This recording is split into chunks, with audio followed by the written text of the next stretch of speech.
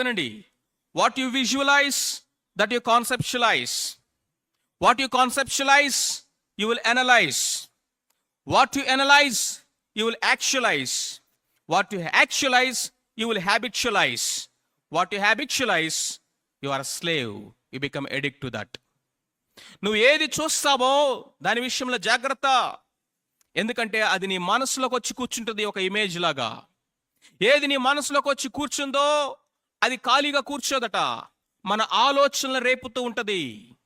ఏదైతే నీ ఆలోచనలు రేపుతూ ఉందో అది జాగ్రత్త.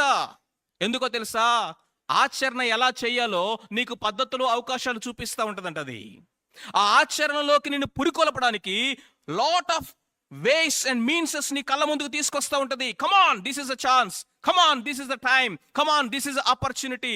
ఇంట్లో ఎవరు లేరు, లేకపోతే మమ్మీ డాడీ లేరు, లేకపోతే ఒంటరిగా ఉన్నావు, come on, do it, do it, do it అని it will bring many many opportunities.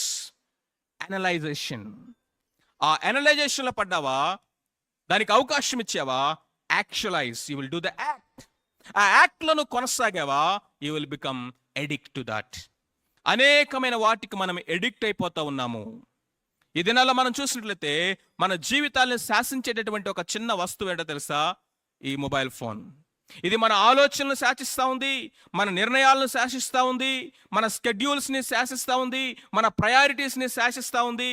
మన యొక్క ఆలోచన విధానాలతో పాటు మన ప్రవర్తన, మన క్యారెక్టర్ను కూడా ఈరోజు ఇది రాస్తూ ఉంది, ధర్మశాస్త్రం రాసినట్లుగా. అకార్డింగ్ టు దిస్ మన జీవితాలు మొత్తం ప్రోగ్రామ్ అవుతున్నాయి.